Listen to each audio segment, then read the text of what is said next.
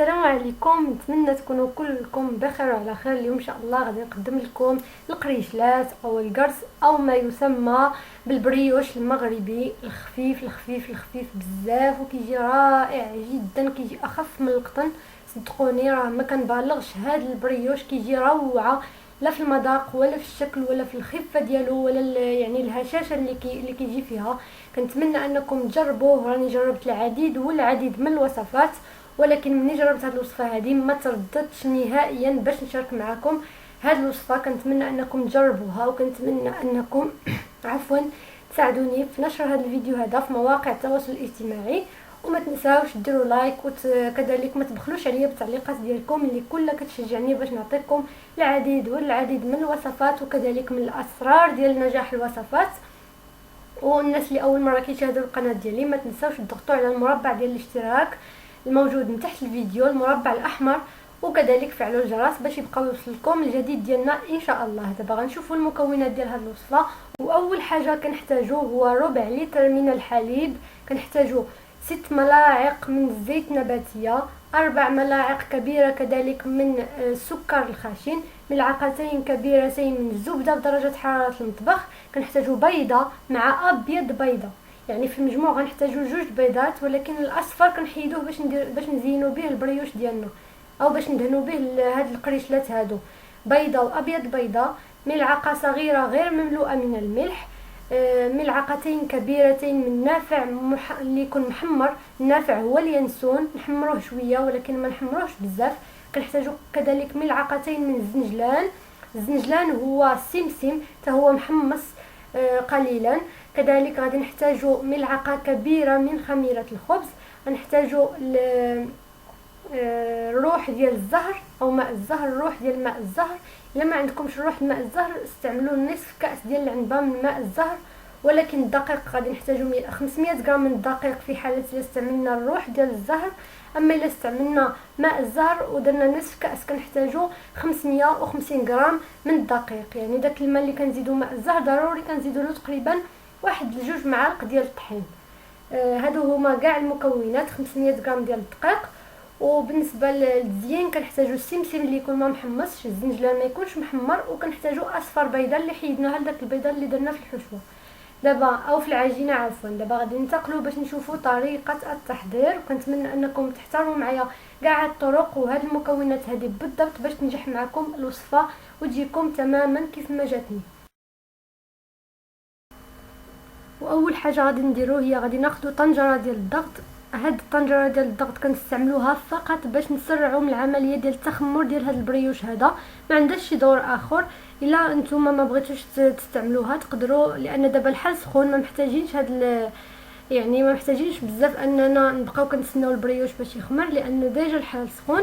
تقدروا تعجنوا في العجانه ولا في القصريه ديالكم بطريقه عاديه جدا. انا فقط مزروبه شي شويه على داكشي غنستعمل الطنجره ديال الضغط، تقدروا نتوما تعجنوا فيها. كيف ما قلت لكم غناخذوا طنجره ديال الضغط وغنوضعوا فيها ربع لتر من الحليب اللي يكون عادي، لاننا دابا غادي نسخنوه.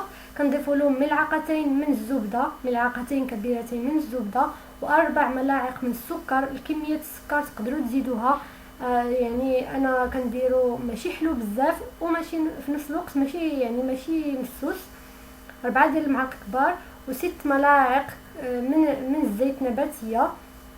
صافي هادو هما المكونات بعدا بالنسبه للسوائل. دابا غادي نضيفو الزنجلان وكذلك النافع يكونوا محمرين، ضروري هادو اللي غادي نستعملو في العجينه يكونوا محمرين. غادي نخلطوا هاد المكونات جيدا وكنوضعوهم على نار اللي تكون هادئه حتى تذوب لنا هذيك الزبده في الحليب. ضروري هاد المساله. من بعد ما كندوبوا هذيك الزبده في الحليب كنشوفوا الحليب ديالنا الا لقيناه سخون كنحطوه وكنخليه جانبا وكنتسناوه حتى كيولي دافئ. ما توضعوش الخميره مباشره والحليب سخون. ردوا البال جيدا لهاد المساله، راكم الا درتوا الخميره والبيض في الحليب سخون غادي يطيب البيض والخميره ما غاديش تتفاعل وما غاديش تنجح معكم الوصفه نهائيا. انا لقيت الحليب سخون وخليته واحد 2 دقائق حتى وصل لدرجه حراره يعني اللي انا باغا، يعني درجه دافئه. عاد ضفت الخميره، ملعقه كبيره من خميره الخبز، وبيضه مع ابيض بيضه، وضفت ملعقه صغيره، نصف ملعقه صغيره عفوا، من الروح ديال ماء الزهر. في هذه المرحله هذه لانتم كنتو غديروا ماء الزهر ديروه في هذه المرحله ماء الزهر ولا الروح ديال ماء الزهر. دابا غادي نخلطوا هاد المكونات مزيان، وغادي نضيفوا الدقيق تدريجيا. الملحه ما تضيفوهاش دابا، حتى تضيفوا شويه ديال الدقيق عاد تضيفوا الملحه باش نخليو الوقت لهذيك الخميره باش تخدم لنا مع داك المكونات اللي درنا. دابا غادي نبدا كنضيف الدقيق كيف ما كتشاهدوا، وكذلك ضفنا حتى الملحه. ودابا غنبدا نضيف بشويه بشويه الدقيق حتى جيت بالضبط 500 غرام من الدقيق اللي يكون نوعيه ممتازه، وضروري ما يكون مغربل باش ندخلوا الهواء لهاد لي بريوش ديالنا، وباش يجيونا طالعين ويجيونا مفشفشين من داخل وما يجيوناش نهائيا مدقسين. كنبدا نضيف تدريجيا. والعجينه ديال البريوش راها كتجي خفيفه، ماشي خفيفه بزاف ولكن كتجي كتلصق، ما كتجيش يعني متماسكه نهائيا. الا بغيتو يجيكم بريوش هش وخفيف ضروري ما تكون العجينه كتلصق في اليد. انتم غتشوفوا يعني كيفاش كتجي. وبالنسبه للناس اللي غادي يديروا ماء الزهر ما غيديروش روح ماء الزهر، ديروا 500 غرام ديال الدقيق وضيفوا له تقريبا واحد 2 معالق حتى 3 ديال المعالق من الدقيق عينكم ميزانكم باش ما تجيكمش العجينه سائله بزاف. دابا انا غادي نستمر باضافه الدقيق حتى كنكمل كاع داك 500 غرام اللي عندي. وكيف ما قلت لكم تقدروا تحتاجوا تستعملوا اليدين ديالكم ولا هذا الخلاط هذا بحال بحال، وحاولوا تدخلوا الهواء جيدا لهاد العجينه. من بعد ما يعني ما تجمعوها كما كتشاهدوا غادي نحتاجوا القليل من زيت نباتيه باش نزيدوا نجمعوا بها هاد العجينه، لان كتكون كتلصق في اليد وكتكون صعيبه شويه في الخدمه. ولكن الا استعنتوا بالزيت نهائيا ما غاديش تعذبوا.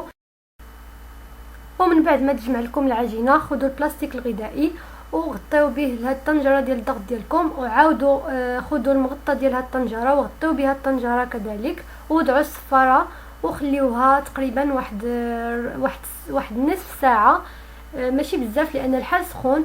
نصف ساعه حتى لساعه الا ربع حتى كيتضاعف الحجم ديالها. نتوما الا كنتو ما استعملتوش الطنجره ديال الضغط كتقدروا تاخذوا هذاك الاناء اللي عجنتوا فيه هاد العجينه هذه وكتغطيوه بالفيلم اليمونتير وكتغطيوه بواحد القطعه من القماش وكتخليوه في مكان دافئ حتى كيتضاعف الحجم ديالو. وهو هذا الشكل ديالو. من بعد ما كيتضاعف كيف ما كتشاهدوا كيتضاعف الحجم ديالو مزيان لان الحال سخون وما خداش معايا بزاف د الوقت، تقريبا واحد 25 دقيقه. دابا غادي نستعنوا بالقليل من الزيت النباتيه وندهنوا اليدين ديالنا ونحاولوا نتخلصوا من هذاك الهواء اللي دخل لنا لهاد العجينه هذه. ودابا غادي ناخذوا واحد الكميه من العجين، وضروري ما تكونوا دهنين اليدين ديالكم جيدا بالزيت، وكتحاولوا تشكلوا واحد الكريات اللي تكون صغيره. انا النصف ديال الكميه غنخليه عادي كيف ما كتشاهدوا، والنصف الثاني غادي نحشيه بالقليل من الشوكولاته. تقدروا تستعملوا الشوكولاته اللي تكون يعني مكعبات، ولا تقدروا تستعملوا الشوكولاته الخاصه بالدهن. انا ما توفرتش عندي اللي خاصه بالدهن، هي اللي كنعتمد دائما في البريوش، وقررت انني نستعمل هذيك ديال اللي قطع، مع انها للاسف فاش كندخلوا هذوك لي بريوش للفرن كتذوب ديك الشوكولات بحال الا كيتشقوا لنا هذوك لي بريوش ديالنا.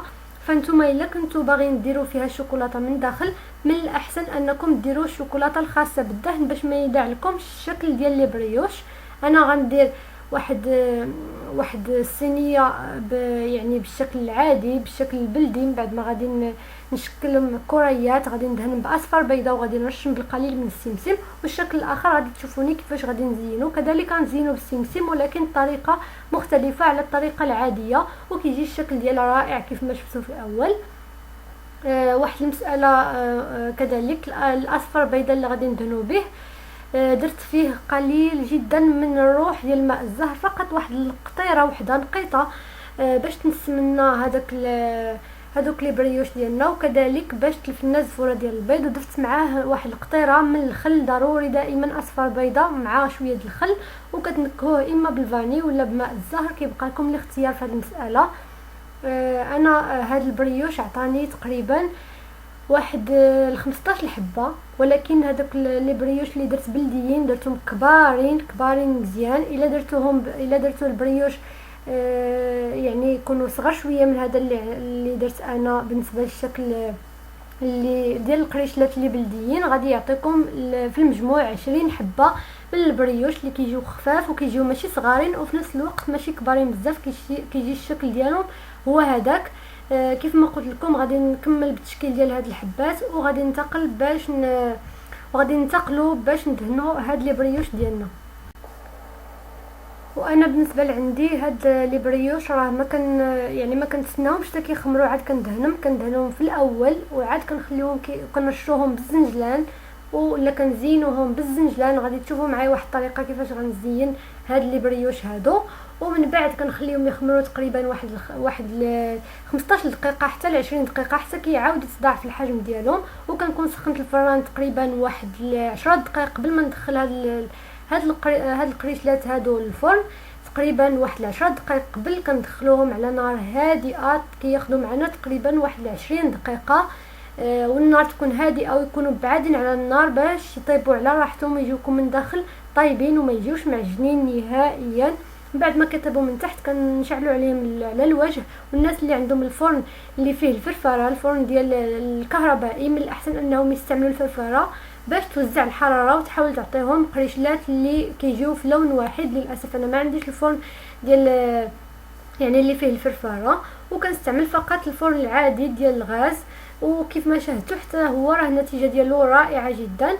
واحد النصيحه، الا كنتوا عندكم فران اللي ما كيوزعش الحراره، من الاحسن انكم قبل ما تستفوا هاد لي بريوش هادو، هذيك الصينيه ديال الفرن ترشوها بالقليل من الماء، عاد تستفوا هاد لي بريوش باش داك الماء من بعد ما كندخلوا لي بريوش للفرن كيتبخر داك الماء وكيحاول يساعدنا باش الحراره توزع على دوك القريشلات ديالنا. كيف ما شاهدتم بعد ما كندهن باصفر بيضاء كنرش القريشلات ديالي الوالا اللي درتهم بلديين بالطريقه العاديه بالسمسم اللي ضروري ما يكونش محمر لانه غيدخل الفران وغادي يطيب. الا كنتو درتوه محمر فاش غيدخل الفران غادي يتحرق. وبالنسبه لهادو الشكل الثاني عفوا، فاحنا كناخذوا واحد القطاعه ديال الصابلي وكنحاولوا نوضعوها فوق الحبه ديال القراشل، وكنحاولوا نملؤوا هذيك القطاعه بالسمسم اما باليدين ديالنا ولا بواسطه ملعقه صغيره، وكنرفعوه من بعد هذيك القطاعه وكيجي داك السمسم مجموع في الوسط بواحد الشكل اللي زوين بزاف. خصوصا الا كان عندكم السمسم الابيض كيجي اروع في المنظر. انا ما توفرش عندي ولكن استعملت حتى السمسم العادي كيجي مزيان. كيف ما قلت لكم بعد ما غادي نكمل بالتزيين غادي ندخل من الفرن نار هادئه وبعدين على النار 20 دقيقه ونتلاقاو باش نشوفوا الشكل ديالهم بعد ما كيخرجوا من الفرن.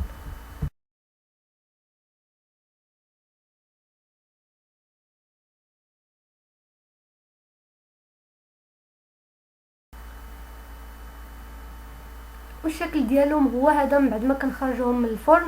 كيف ما كتشاهدوا كيجي اللون ديالهم رائع وكيجيو لامعين. كنصحكم انكم تدهنوا باصفر بيضاء ماشي بالحليب والقهوه لانه فعلا كيعطي واحد اللون رائع ولكن ما كيجيش هذيك اللمعه في البريوش ديالكم. من الاحسن انكم تدهنوا باصفر بيضاء وما ديروا له حتى شي اضافه، ما ديرولوش القهوه، ديروا له فقط القليل من الخل وديروا شويه ديال الفاني ولا القليل من قطرات ديال الروح ديال الزهر.